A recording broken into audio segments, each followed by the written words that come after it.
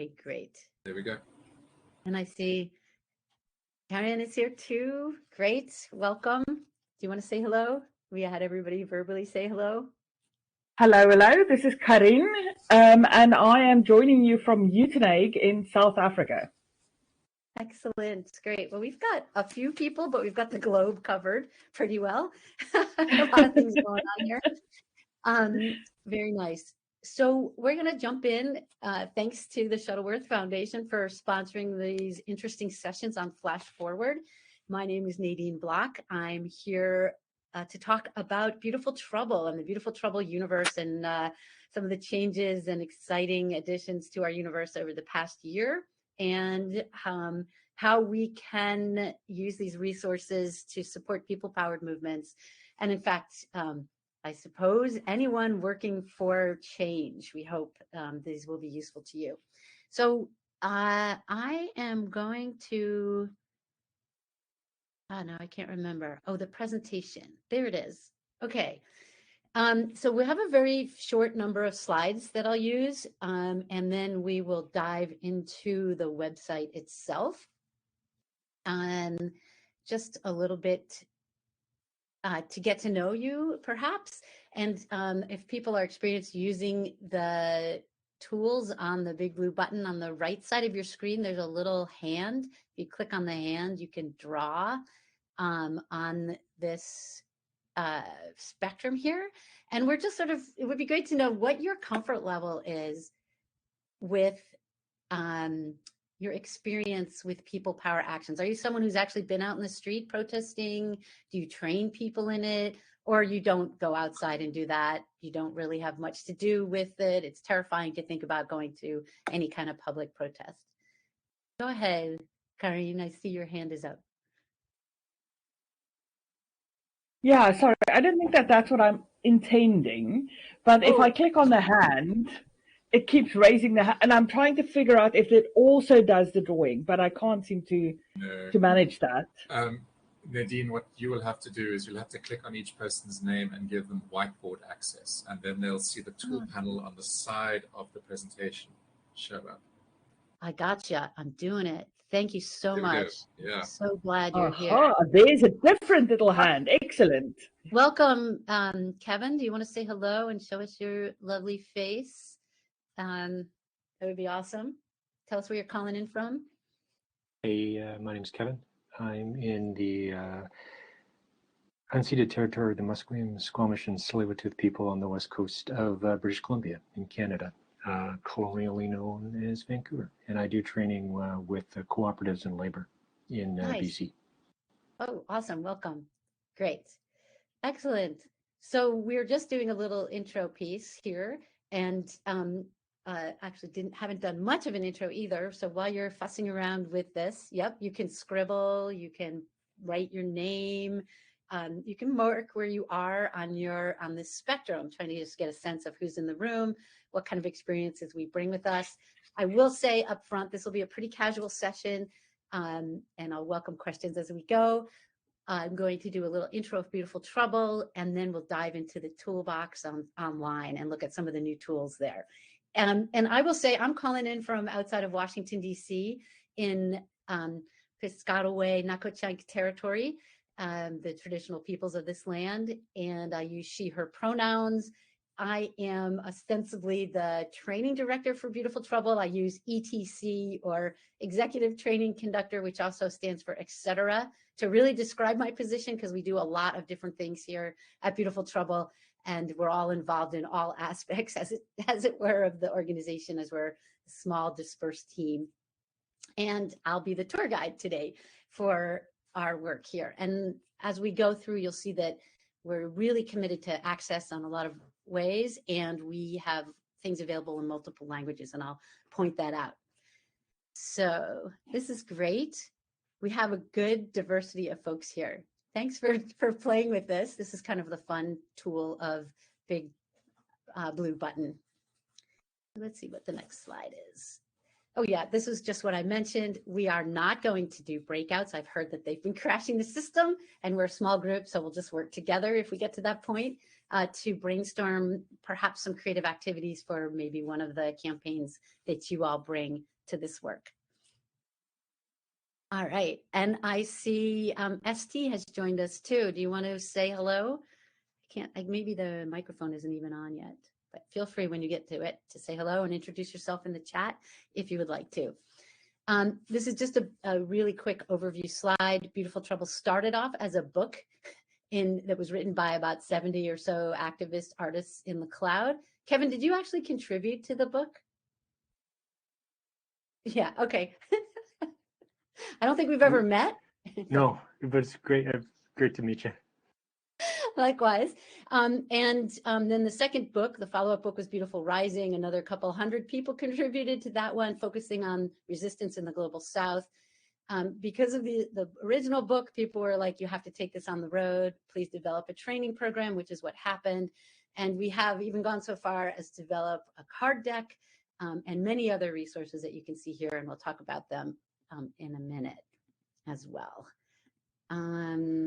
Great. And yeah, some of the other little projects that maybe we'll get to talk about, but I'll just mention, we have what we call a Get Up, Rise Up Direct Action Fund, small grants, $500 to $1,000 that support those most in need. Most of the money has gone to Africa and Asia at this point. We are actively raising more money for this. We find that we can do rapid support where many big organizations that have some money to put into it cannot respond as quickly given their hierarchies and their funding limitations. So that's basically what we do. We have connections, a little vetting group representative of people from around the globe. We have other little projects, particularly on climate, the climate clock people can look into, and also the climate ribbon, a support thing that we call the resistance hotline, like an old-fashioned 1-800 helpline, but for nonviolent activists and trainers that we ramp up when we need it. And we'll talk a little bit today about new projects as well, the BATMo or the Beautiful Action Trainers modules, and the Movement Compass, helping groups figure out where they are in their movement trajectory, because we know it's not static. And we also know that people get into positions where they get discouraged and they don't understand that this is a regular part of a movement life cycle and not to give up. Let's see. Oh, yes. So we're not going to go here now. I'm going to stop sharing that, and I'm going to attempt to share my screen. And the Chrome tab that we want to share is right to Beautiful Trouble. So let's see what happens. So if you go to beautifultrouble.org, and can you see this? Is it working for you all? You can just unmute and yell, because I can't see any of you anymore. It's still busy. Oh, there it is. Yeah. No? Yep. Yeah, that's up. Cool. And I'm wondering, maybe I can minimize you. Oh, yeah. Okay. I figured out what to do now to see you guys. Cool. Sorry about this. Getting used to the big blue button.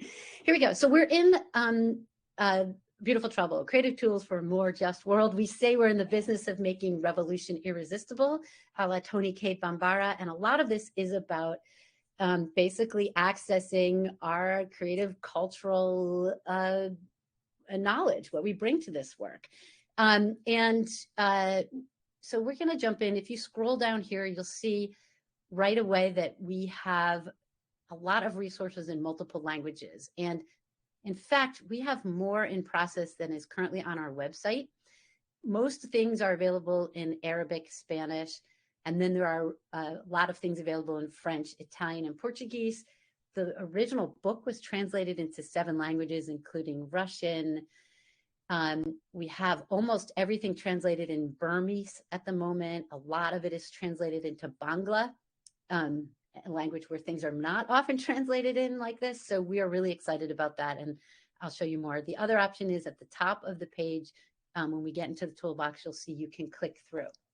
So let's actually jump into the toolbox page here for a minute. You can see at the top right, you can go into different languages to see what is available. For example, if you wanted just to see whatever was available in Spanish, you would just easily click there. Let me go back to English for a minute. Here, this page actually shows you a lot about our approach we use pattern language, if you will. I don't talk about this generally in the public because people's eyes glaze over, but the understanding that you can recognize patterns and therefore also understand ways of solving patterns that will make you more effective. This is an architecture principle that actually came out of architecture. And we use this to help people ease lessons from their own experiences out and then make them more accessible to others. So again, accessibility is very critical to us. One of the reasons why we translate things into multiple languages, and also why we make things available in multiple ways. So we, like a lot of other groups, start with the stories. We don't end there. We tease out the, principles, theories, tactics that make things effective. So if you were just going to scroll around, you would see there's hundreds of things that are very interesting to look at. But perhaps we want to look at something more specific. And we can go to our search button.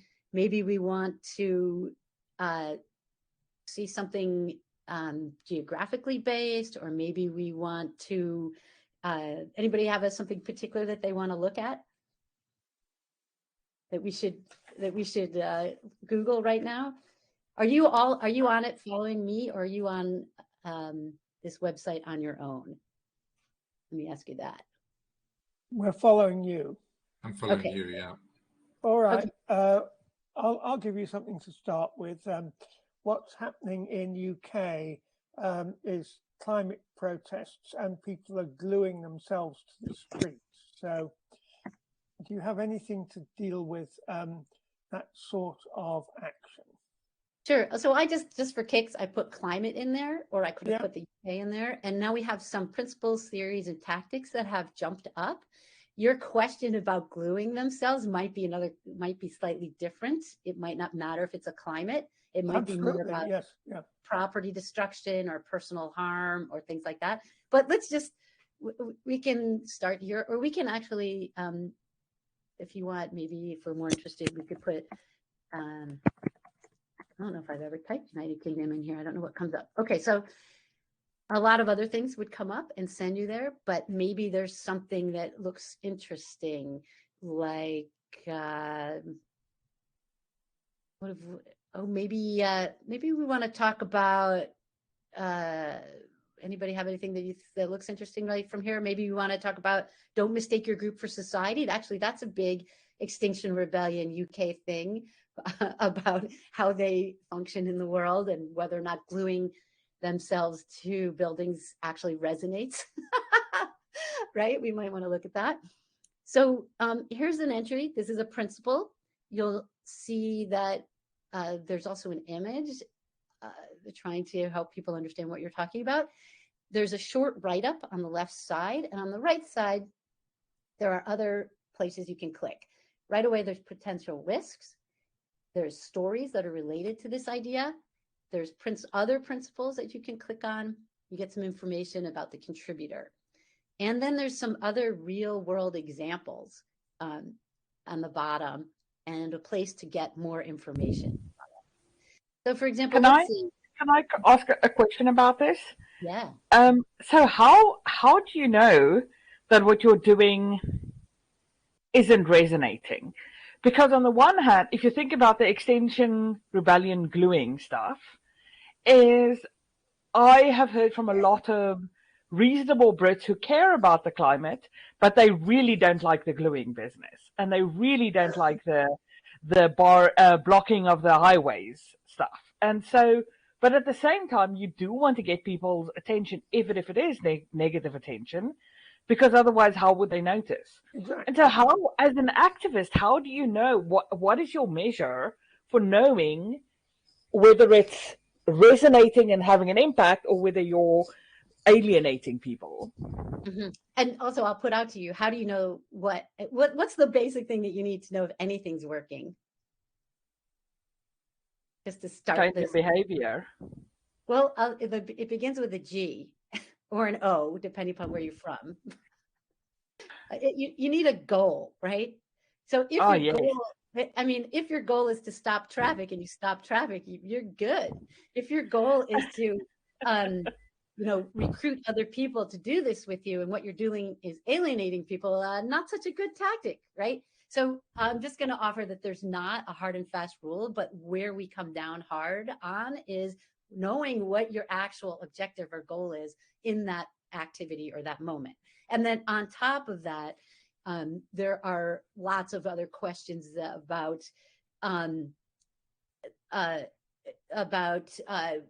how to judge things, whether you're judging things by, if your goal is an X number of media posts, is it mainstream media or social media? We know we can actually, that's a number we can really get.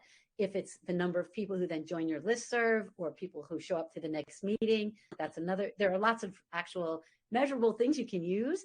And then, of course, down the road, if you're trying to influence an elected or trying to do some other kind of outcome, that's measurable. And also you can measure, like, if you're going to stop traffic, like, what does it mean? So I don't know. It's not always whether or not you're alienating people.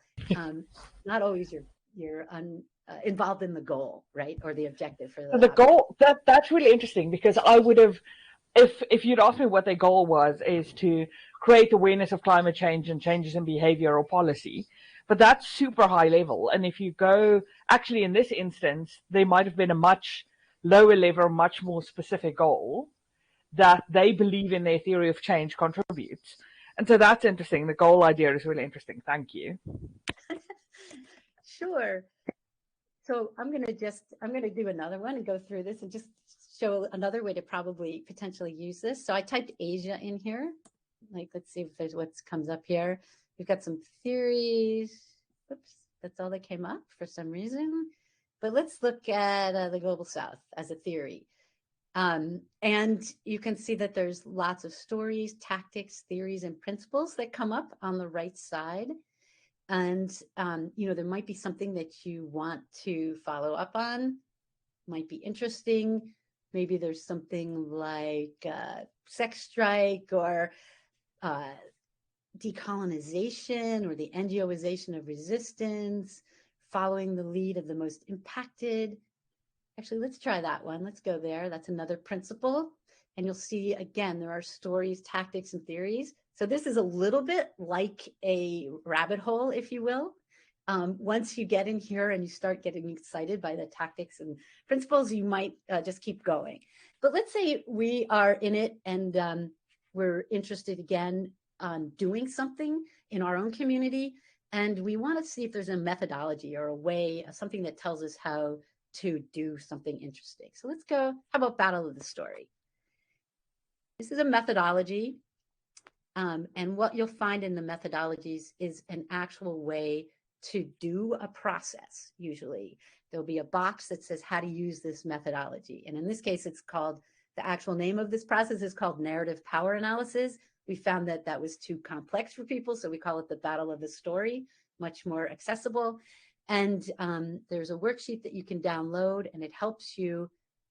And in the case of the Climate Extinction Rebellion example from the UK, actually filling out the Battle of the Story or the narrative power analysis might help people figure out how to tell the story and do an action that resonates with more folks, if that is their goal, right?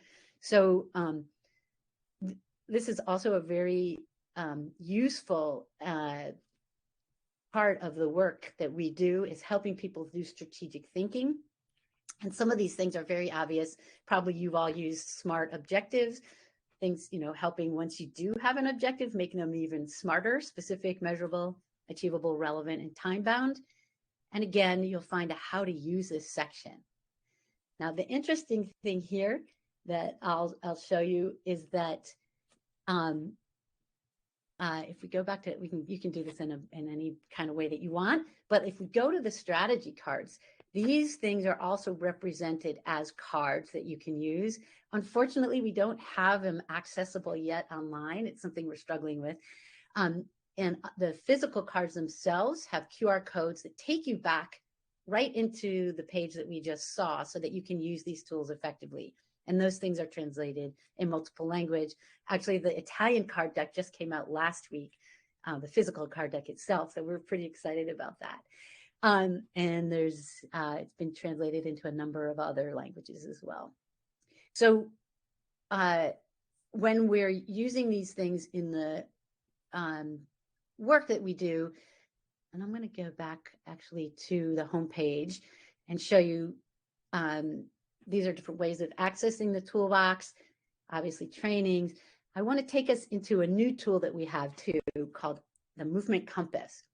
And as I said in the beginning, this is a way that we find both helps people enter the toolbox in a useful way to find the principles or theories that are useful to them at a certain time, but also to help people understand that movements are not static, that there are recognizable moments in movements. And if we're prepared for them, it can really help people do better work and access the resources that they need.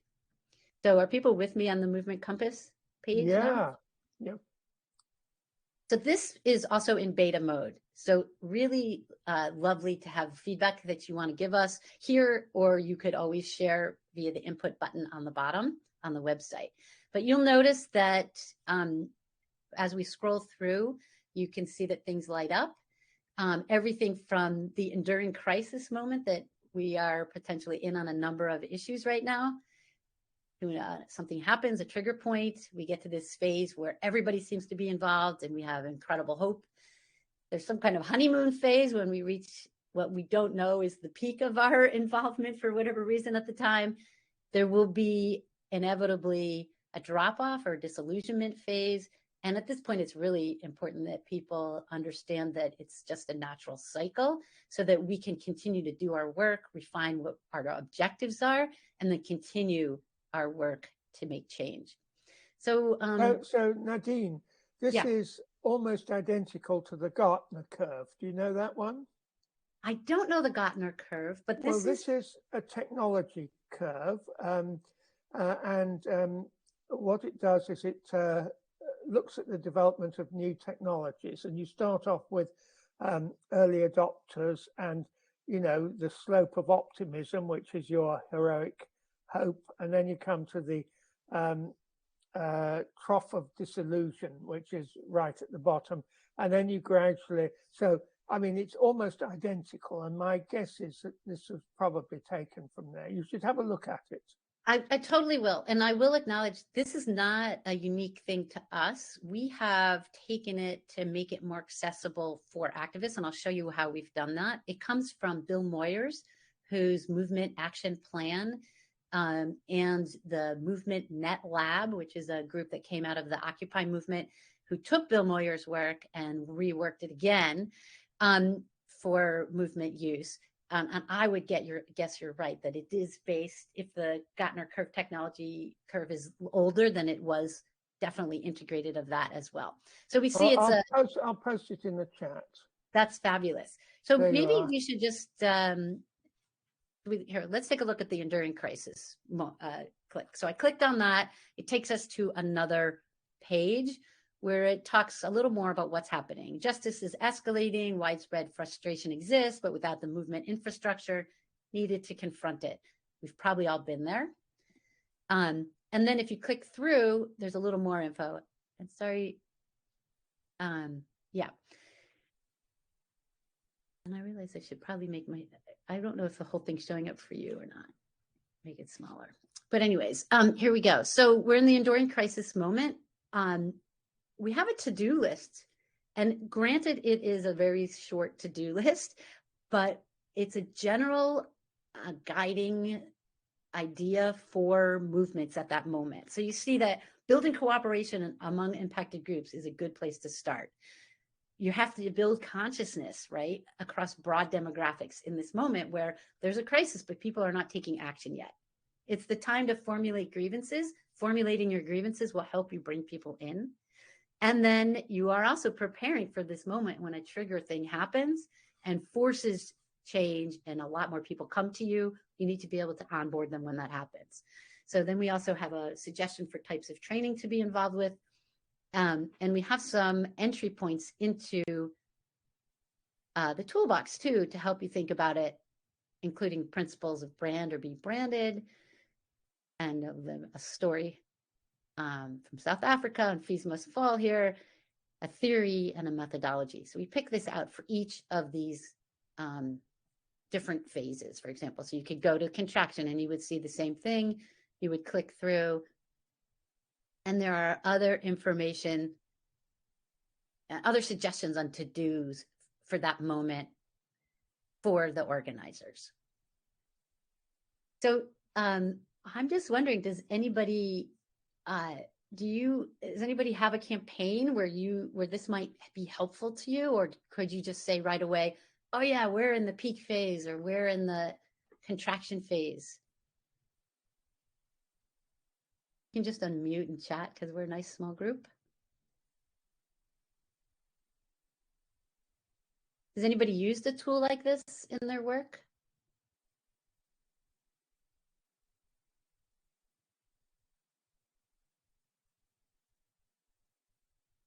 Kevin here, just as an answer to your question, Nadine, I've used the Bill Moyer's plan a few times as a way to try to,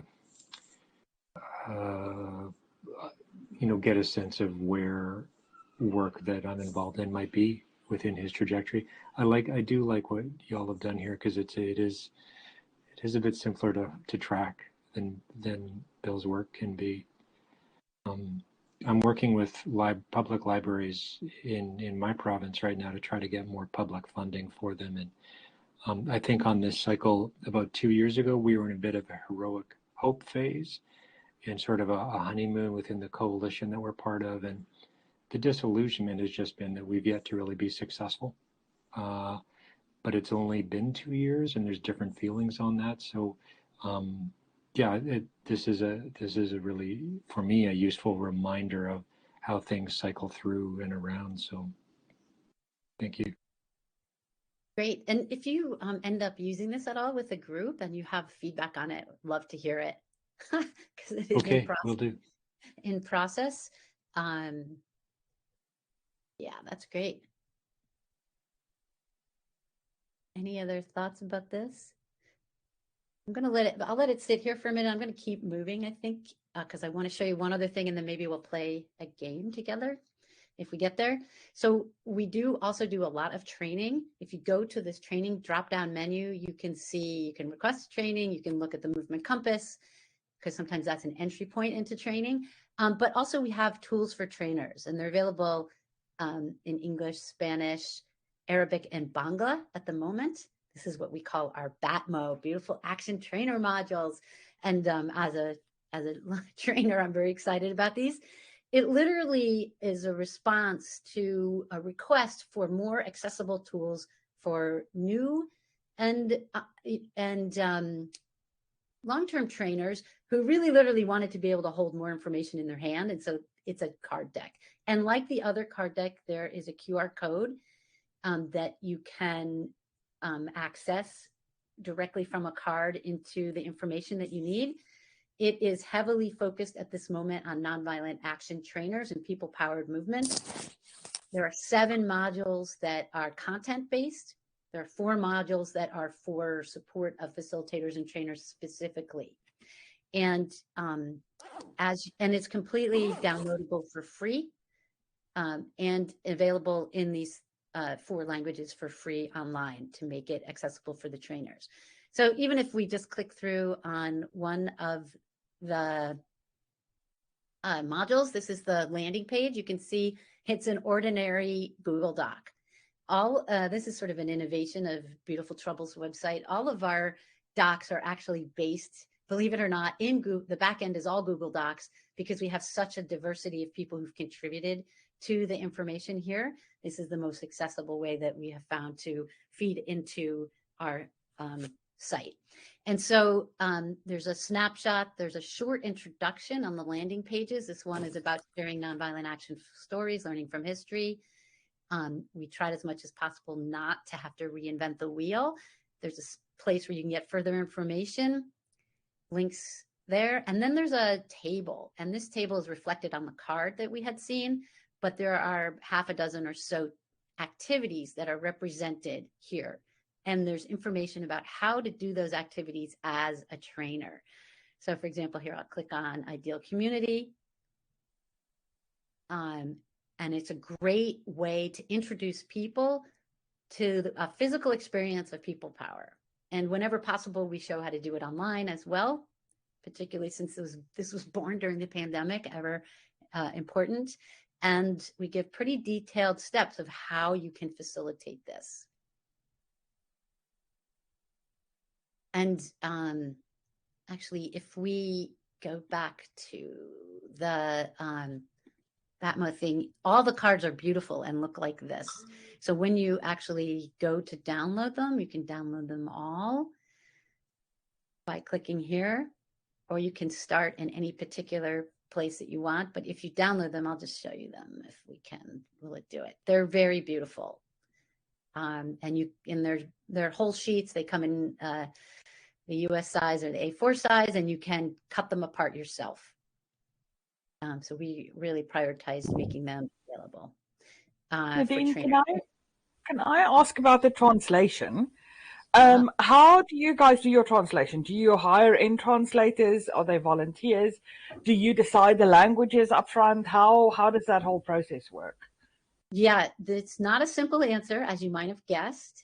Our translations, this was developed in the first round of this was developed in partnership with ActionAid Denmark and ActionAid International. Their specific request was for Arabic, Spanish, and Bangla, and English. And so that's where we started. In the different countries that it was translated in, for example, the ActionAid Palestine platform was responsible for the Arabic translation.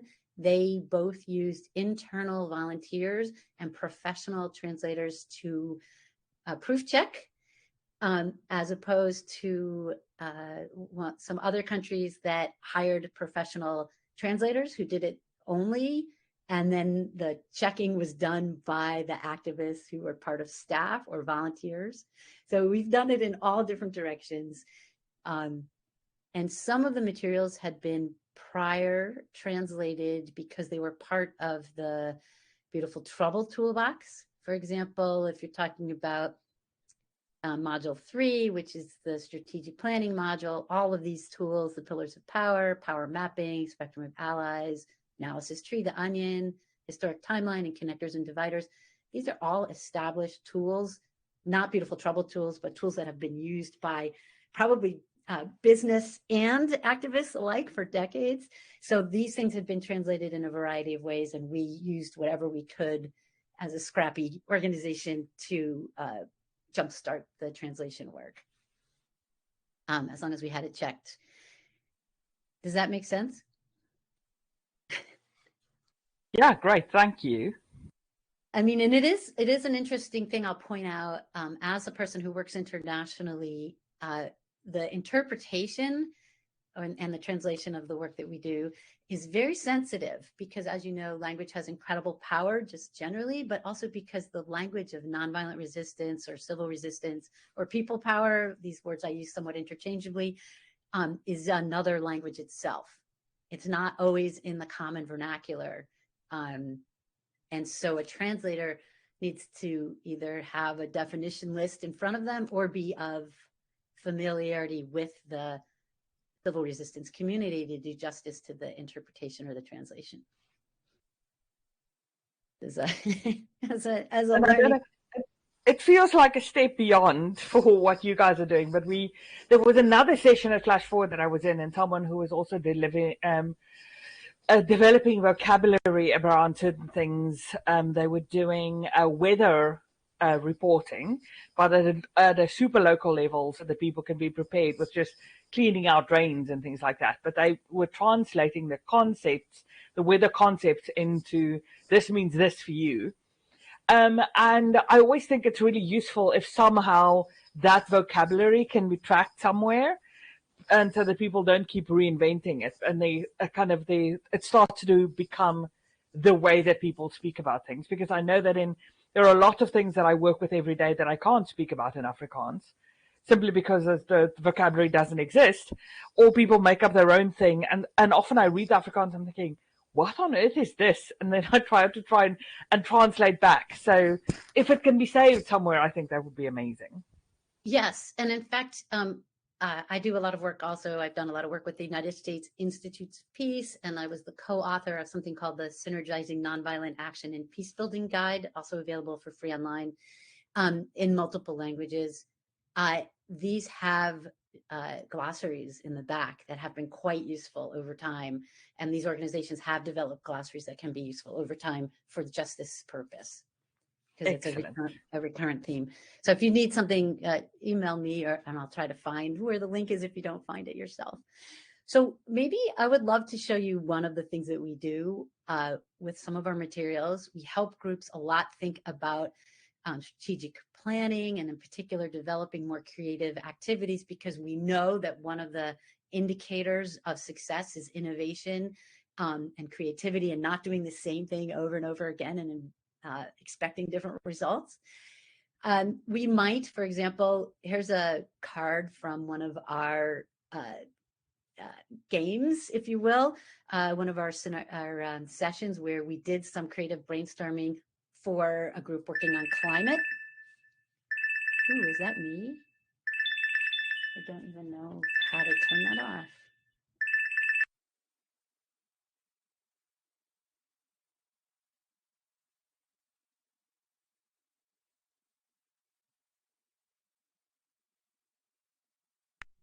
Okay, my apologies. Had to figure that one out. Signal coming through my laptop. So here we go. This is, for example, we might say this is our vision, a healthy planet with people on it. That's the biggest thing that we could think about. Our particular goal for our work might be a future with a stable climate. And our campaign objective could be something like stop fossil fuel use and support renewables. This was an actual campaign that people are engaged in, a youth group. And some of their calls were to, invest in green jobs, green energy, and divest from fossil fuel. So with that direction, we might give a breakout group a hand of a few cards, a theory, a tactic, a principle, as you can see here. And we might say to them, okay, brainstorm a creative action that might address this goal or objective with some of this information inspiring you, like distributed action, the ability to do decentralized large or small things, using something simple, whether it's, a pile of bringing your shoes to a protest, or, wearing a particular color, or who knows what it is. And maybe there would be something even highlighting the commons, the idea that the natural and cultural wealth that belongs to us is what we should be supporting and promoting. Does anybody have any thoughts right away about, like, if you were going to brainstorm a creative action to support a climate activity? Anybody have any thoughts they might want to share? And I will say, while you're thinking, if we were in breakout rooms, I might share different slides with different prompts on them in the different breakout groups. And I think you can probably see. Go ahead.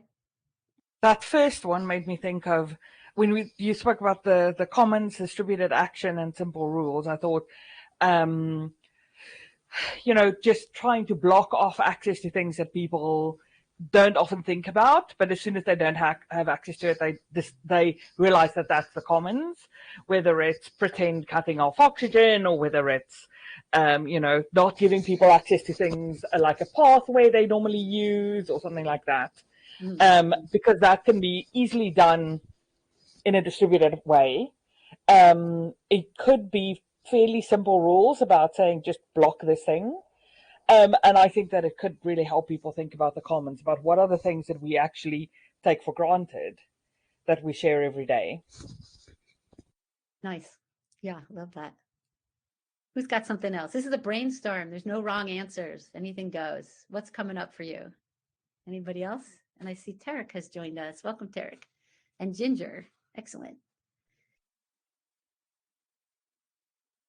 Any other thoughts that people have? Well, just to keep things going, I thought these cards were, they immediately sparked off the idea here of taking coordinated small actions. No, I think that you know, it's almost a recipe for doing things.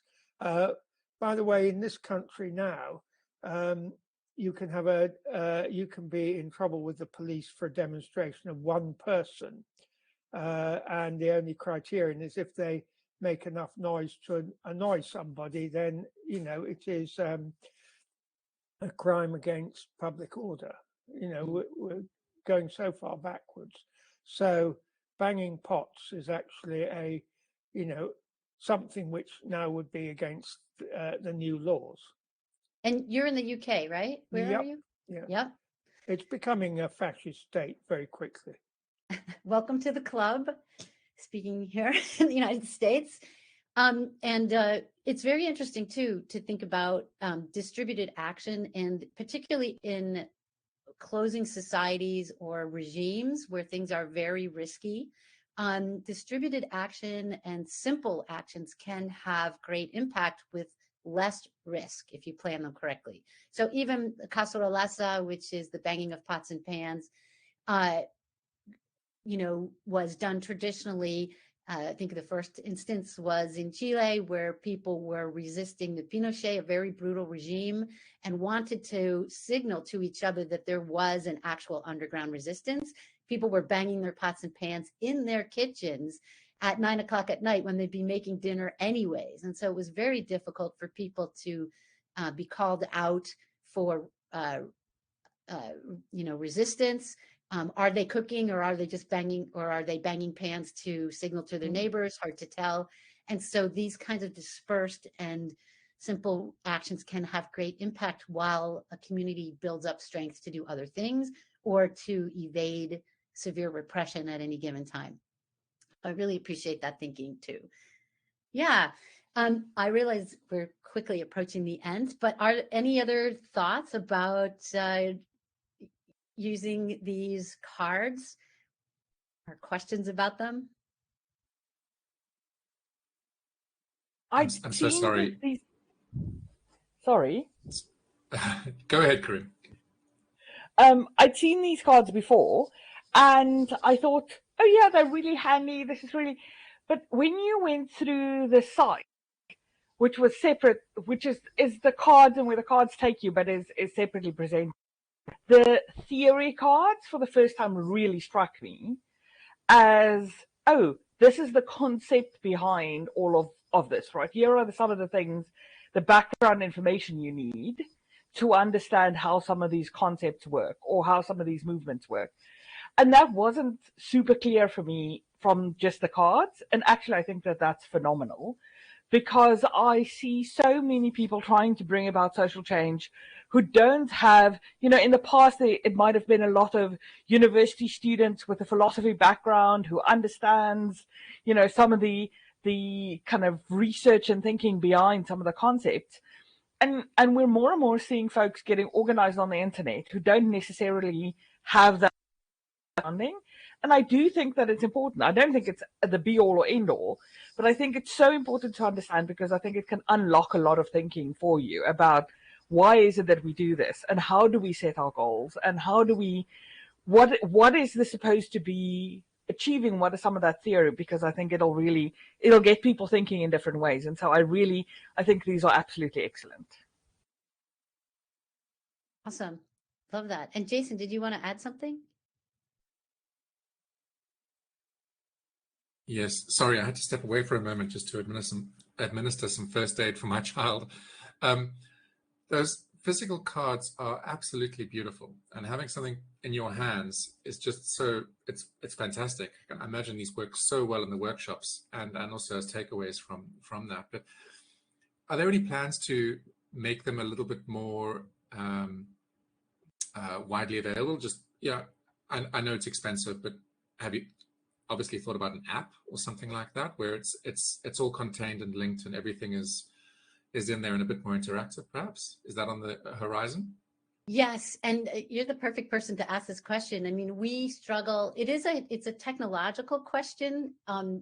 We have looked into it, how to make it fully functional. When you get these cards, and this is actually, I'll just say really excitedly, we just have a new we've gone on to our second, maybe it's actually our third printing, but the second edition, which is now just available with our partner, TISA, which is an educational game distributor. And when you get the cards, they actually come with a number of cards to tell you how to use them. I'm just showing you what we call one game or one use of them. And we would love to make them available online, more than like just what I'm doing, which is during randomly producing these hands to be used as breakout groups.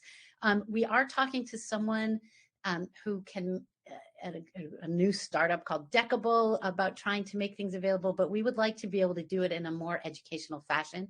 So perhaps we can talk to you afterwards about ideas that you have, because printing of these cards is quite expensive. Even if we make them downloadable for people where they lived, print a card on a cardstock in full color still runs quite a bit of money. We know this because we have also made these BATMo, the trainers cards, available for free and downloadable, but it's still quite an effort to download the cards. And there's about 65 of the BATMo cards. Right now there's 128 of the Beautiful Trouble cards that exist. And we would also like the books. And I didn't even show you this on our website, but there's a thing called sets, and we have selected things. And Connie, this might actually also interest you and others interested in the theories and practices behind the tactics. We have pulled collections of the theories, tactics, principles into sets that you can access very easily at the top of the website. There's a set about Pan-Africanism. There's a set about resisting coups. There's a set about these organizing, for example, that help you identify what could be most useful in the moment. And we're in the process, we hope, of working with a partner to develop a climate action set, a climate justice set for climate justice organizers. And always looking for partners for people who would like to do things like that and develop additional resources to support all that work. So yes, we're open to it. In fact, I'll put my contact information in the chat for anybody who wants to reach out. You can reach me through the website. Of course, it's really simple. Nadine, Nadine at BeautifulTrouble.org. And let's see. I'm not sure if we have time to do this, but for example, one of the games that we sometimes play with the card deck is ask the card deck a question. We use it as an oracle. We try to divine the future. And we say, what we want some guidance for our campaign in the next 6 months. And we pick a card from the card deck and we read it, whether it says joy is a revolutionary force, or make the invisible visible, or, take the advice of frontline leaders. We then can incorporate that in the work that we do. And that's always a fun thing to do as well. But here's some ways to be in touch with us in the future. We have a limited email list that sends out stories and activities. You can sign up at the BeautifulTrouble.org/sign-up site. We have an Instagram, a Facebook, and Twitter. And of course, all of the resources are at BeautifulTrouble.org. We have been doing intermittent Toolbox demos of like 20 minutes, half an hour. And there is one coming up in March if you want to pass it on to someone. And of course, the Guru Fund, which I mentioned earlier, you can also access that way. So I'd love it, just as a closing, sometimes we have people type into slides, but we could also just use the chat box here. Maybe there's a word or two of something you're taking away from today's session. Maybe there's a question you want to ask. Feel free to unmute and just ask it, or put it in the chat box and I'll try to address it. And one thing I will say about the cards, just as a sort of a behind the scenes comment, people often think that you're more creative when you have unlimited time and money and everything. And in fact, it's not true. When you find yourself in a box and you have to figure out how to get out of it, that is much more likely to help you access creativity. So in fact, these limiting people to using 3 cards, a theory, a principle, and a tactic really sparks creativity in that way. We also, I will say, there are debate cards in here too. So there's all kinds of ways to move people to think around all sides of a problem. So great. I'd love to open it up if anybody would like to make a comment, something you're taking away. Just unmute yourself. We're a small, friendly group. I see some really nice comments in the chat. Again, I'll write my email, so feel free to follow up. Go ahead.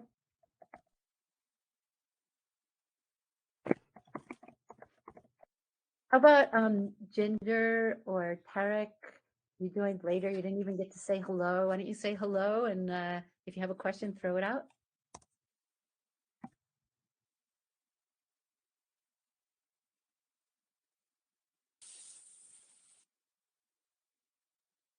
Okay, or free for all. Just go ahead and unmute.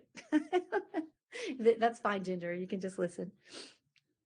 I really do encourage folks to take some time and explore the website. It was the tip of the iceberg that you saw.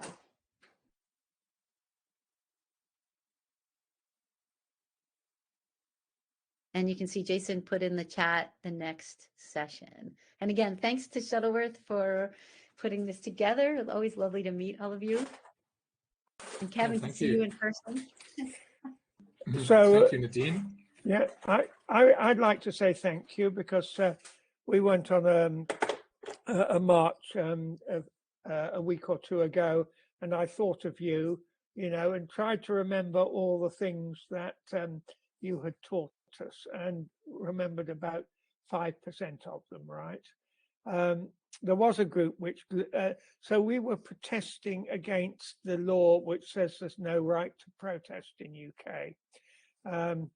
It wasn't as well attended as as it might have been, but we went through the streets of Cambridge banging drums and so on. So, well, I will say, Peter and others, whatever we do, it's important that we do it. I mean, yes. At the point in the moment, particularly in the US, as we are exhausted, some of us from decades of work, but some of us only from 4 years of the Orange Menace and 2 years of the pandemic. People are hurting on all kinds of levels. And I think we need to be able to both support each other to take a break, but also just to get out there when we can get out there in whatever way is possible, and model, as Thoreau did, like model what you think people should be doing. Yeah. But, I think the thing I took away from you was how important it is to be prepared beforehand. That's great. And I will say, particularly for you, if you're interested in this, in the BATMo, I think it's module 7, it might be module 6, but there's a whole session about navigating conflict. Everything from improving dialogue one-on-one to thinking about facing stressful situations like authorities or police in the street, and what it looks like to be involved as assertive, in an assertive intervention way and a de-escalation way. So there's some really good resources there and cheat sheets on how to do that in the BATMo. I'm pretty sure it's module 7, actually. Well, thank you all for coming. I think we should stop so you can go to the next session on time, for those of you who are going, and having a good evening or a good day, depending upon where you are in your time zone. Thank you so much. Nadine.